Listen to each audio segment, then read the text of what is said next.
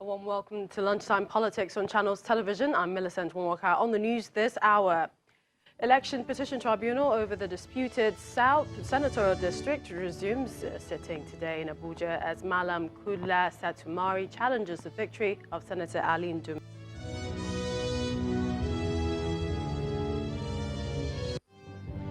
Anxieties and uncertainties trail All Progressives Congress chances ahead of the November 16 Bayelsa governorship poll.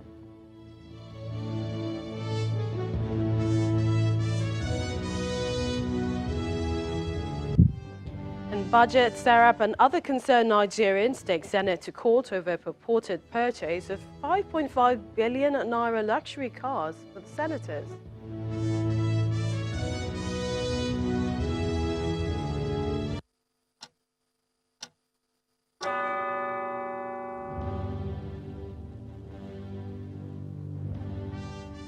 Welcome everyone to the program. We begin today with an election tribunal sitting in Abuja delivering judgment on a petition brought before it by the PDP, the People's Democratic Party senatorial candidate in the February 23rd Borno South senatorial elections. Now, the PDP is asking the tribunal to cancel the elections which produced Senator Mohammed Ndume as winner of that election on grounds of massive electoral irregularities, including thuggery, intimidation, and lack of compliance with the electoral laws.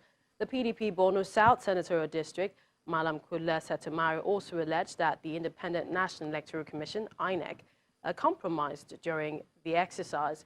The chairman of the tribunal, Justice Peter Kekemeke, read the final submissions of the parties before delivering judgment. About a month ago, the Borno National and State House of Assembly Elections Petitions Tribunal had reserved judgment in that suit. Malam Satumari and his party, the PDP, on the 15th of March, filed that petition before the tribunal challenging the declaration of Senator Ndume of the APC as winner of the Borno South Senatorial District conducted on February the 23rd, 2019.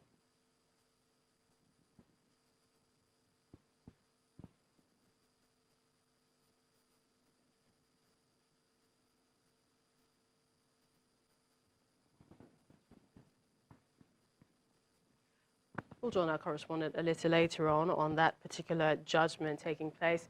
We're staying with the election tribunals. The Adamawa State Governorship Election Petition Tribunal sitting in Yola, the Adamawa State capital, has dismissed a petition by the Action People's Party, APP, and its substituted candidate in the last governorship election, Mr. Bitrus Meda, challenging the election of Umaru Fintiri as governor of Adamawa State. The APP and Mr. Meda had asked the tribunal to nullify the election because they were excluded unlawfully from it. Delivering judgment on the petition, the tribunal said it could not grant the prayers of the petitioners because they failed to give valid proof of their claim of unlawful exclusion. The Independent National Electoral Commission, INEC, had presented the name Rukaya Awudu as the APP candidate for the last governorship election because although Rukaya Awudu was the original candidate, had announced intention to withdraw from the poll, she did so only verbally. It was Judgment Day for the Action People's Party as they attempt to overturn the victory of Mr. Umaru Fintiri as the governor of Adamawa State. Based on the facts presented, Chairman of the Governorship Election Petition Tribunal, Justice Adediran Adebara, who read the lead judgment, says the petitioner's case lacks merit as the APP only relied on a verbal substitution of its candidate after INEC had printed the ballot papers for the election. He therefore dismissed the petition and awarded a cost of 1 million naira against the petitioners. The petition is vexatious. Governor Umaru Fintiri attributed his victory to God. For the judiciary, I congratulate them for reaffirming what Adamawa people have demonstrated in the last general election, for voting freely under a freer atmosphere that saw me emerging as the governor of the state. The National and State House of Assembly Election Petition Tribunal sitting in Yola, Adamawa State, also dismissed petitions by Senator Binta Masi challenging the election of embattled Senator Ishaku Abo of the People's Democratic Party, representing Adamawa North Senatorial Zone, and that of Senator Mo Al-Lahidi against incumbent Senator Binos Yaroe of the Southern Senatorial Zone. Both petitions were thrown out for lack of merit. Senator Ishaku and Senator Binos react to the judgment of the tribunal. The judgment said that the witnesses were destroyed completely. Is she going to bring new witnesses? That's what you could have asked the lawyers. Even if we go to court 100 times or we go to Supreme Court or wherever we go, if it is on the facts of the matter, the outcome would not have been different from what we have seen. The immediate past spokesperson of the House of Representatives of the All Progressives Congress, representing Ganye, Tungo, Jada, and Mayo Belwa Federal Constituency, and that of Demsa, Lamurde, and Numan Federal Constituency, also had cases against them thrown out by the tribunal, bringing petitions for the state and National Assembly elections to a close. Let's go back to our first story. Our correspondent Linda Kigwe is monitoring the court judgment for us on the Borno South Senatorial District Tribunal at the Federal Capital Territory. Linda, is judgment in the can? Hello, Millicent.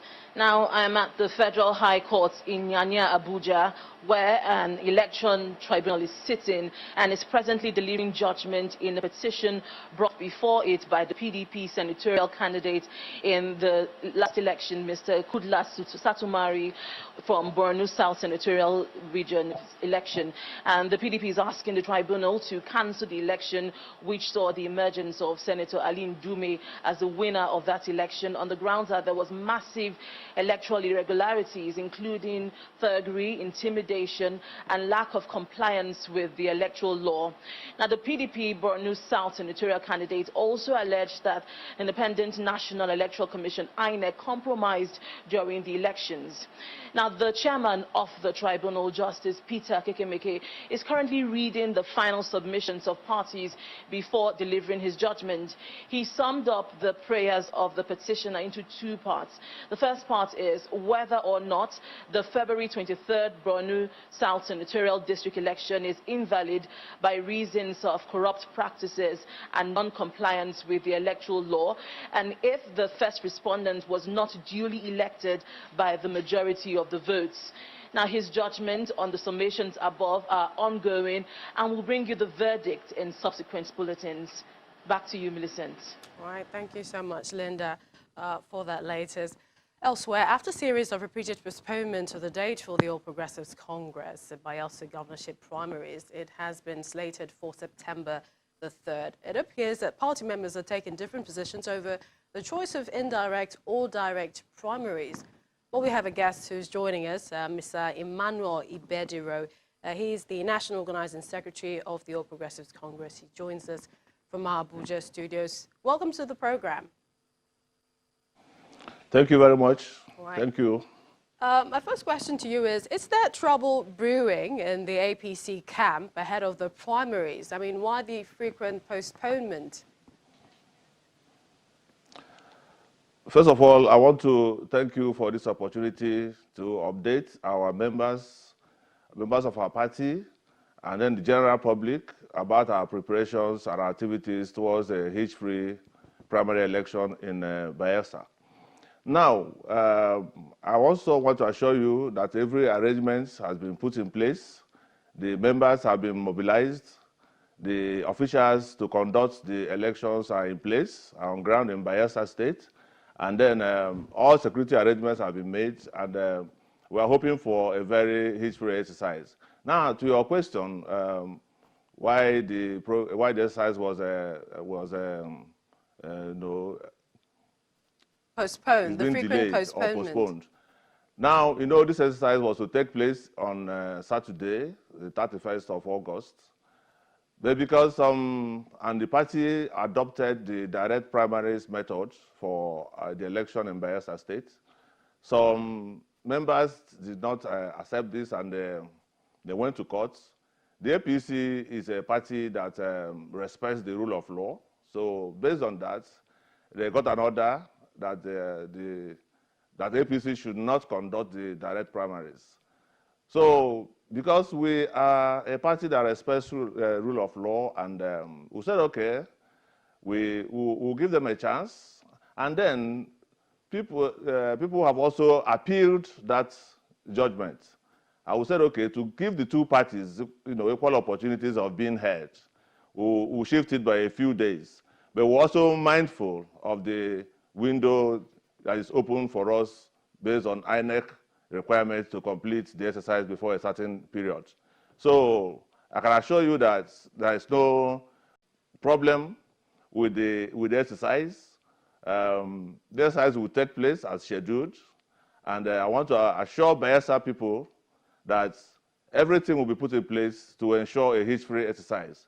So there's no need for everybody to be anxious. So perhaps more clarification now. Are there conflicting orders on the APC from courts of equal jurisdiction about the mode of conducting your primaries? Or regardless of subsisting court judgments, are you still going ahead with the primaries? No, but I have just told you now that based on the court order, we decided to delay the exercise because the defendants have also appealed that order. So we said, okay, we'll give them some time to see if they can vacate the order. How much time if your primaries is holding on September the 3rd? Our program, our primaries will hold on September the 3rd.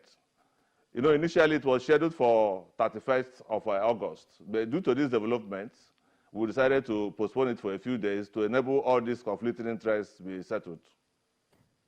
So there have been certain fears by some elders of the APC, and they said that Bayelsa, and that's the party now, the APC in Bayelsa State is in the danger of losing the governorship election, and this is if measures are not taken, in their words, to conduct indirect primaries.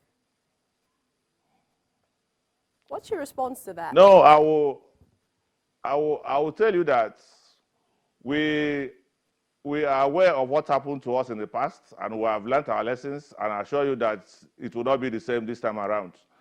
On the issue of whether direct or indirect, now our Constitution in Article 20, Paragraph 3, recognizes, direct, indirect primaries, or even consensus.